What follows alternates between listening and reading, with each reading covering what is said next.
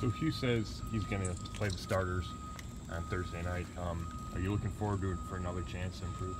Every time you get an opportunity to go out there and play the game, it's an opportunity to improve. So, Coach decided he wants to play the starters. We're ready to go. What do you hope to accomplish in this last opportunity to go out there before the regular season starts? Yeah, just continue to get better.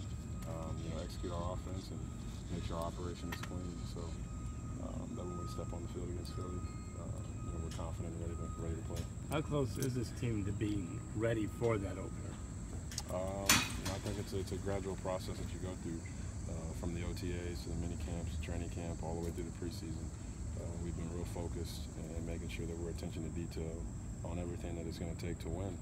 We got guys on this team, have won Super Bowls, and it's about using their leadership and what it takes to win the big games and apply that to our team, and we've taken that to heart.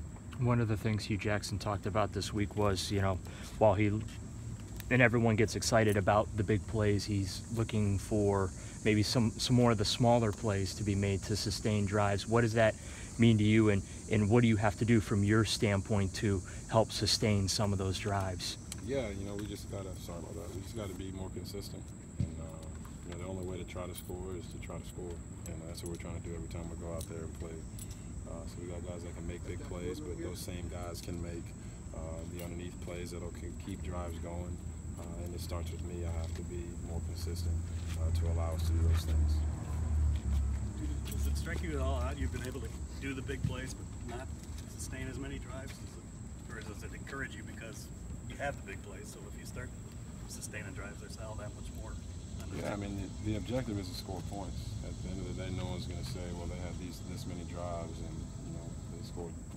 They didn't score on these drives, but they scored on these ones. If you win the game, that's what it's about. But like I said, Coach has harped on us to make sure that we're doing everything the right way. So if we can execute and hit the big plays, then we have to be able to execute and hit the small ones.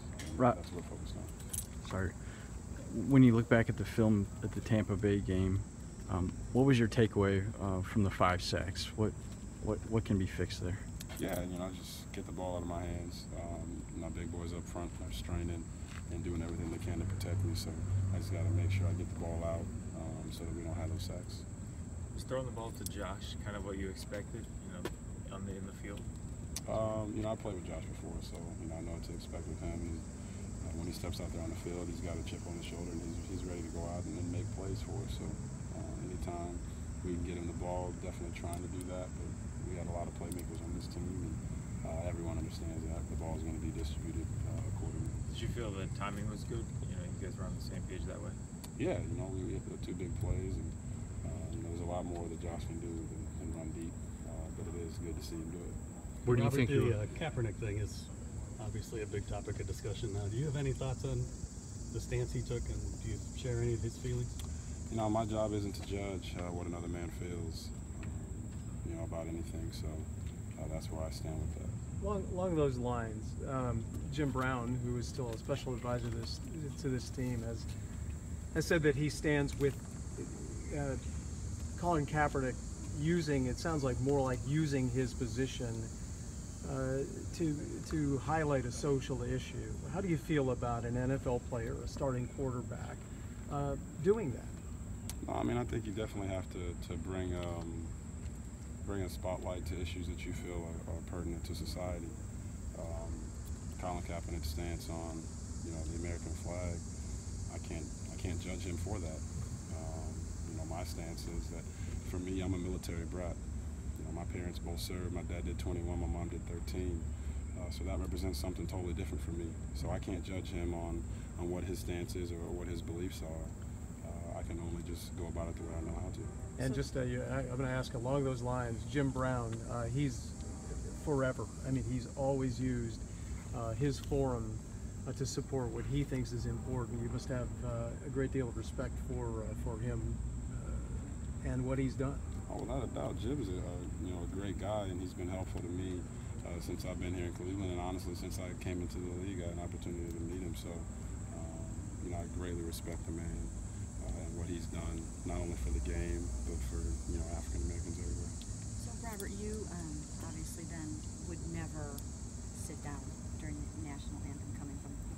that's not.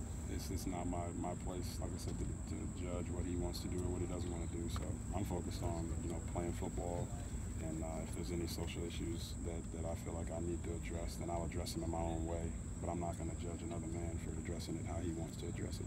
You respect his right to do it. Like I said, I'm not going to judge him. In light of some of the personnel moves this week, what do you think of the coach sending the message that he expects you to play 100% all of the time?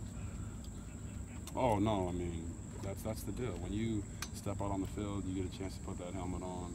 It's an opportunity, and you make the most of those opportunities, or you don't. So that's what Coach preaches. That's what we believe in that locker room. Every time you put that helmet on, it's time to play. You said earlier that you because of your previous time with Josh, you kind of know what to expect from him on the field. How about some of your other receivers? Where are you at? We talked about it after the Green Bay game. You're still feeling some stuff out there. Right. Where are you at in that process of having that, I guess, mental telepathy with with these other receivers and knowing what to expect from them? Yeah, I think it's just about getting in-game live reps with guys, and you have an opportunity to read their body language and their speed on the field on game day. It's a little different than practice, but honestly, you just have to go out and trust them. That's the thing that I truly believe in. You have to trust the guys around you, otherwise you won't be successful. So I trust those wideouts, I trust the line, I trust the backs, and it's about 11 guys being on the same page. And we're getting to the point where we're getting that, and we got to get it more consistently. And that's why you go through all these practices and training camp and preseason games, so that when the season rolls around, everything's good. Hugh said he thought that Corey Coleman, first NFL game, pressed a little bit. What's your level of confidence in Corey, and that you guys can take what we saw in that August 5th scrimmage and actually, we can see him show up like that on a game day? Yeah, no, I think without a doubt he can do that. I remember when I was a rookie and I had my first game. I had my first game jitters too, and people think that preseason games don't matter, don't count, but to rookies they matter and they count. So looking forward to getting Corey back out there against Chicago and unleashing him and letting him do some things, and so he can feel confident going into the season. And if he doesn't catch any balls, it's just a matter of going through the process of going through another game, preparing, getting ready. And I think that mental side of it will take care of it, because Corey's physical attributes, you see him out at practice, you see him in the game. The guy can flat out run and catch the ball. So it's just about letting that translate to game day and having him feel comfortable. And we're working on that process to make sure he does.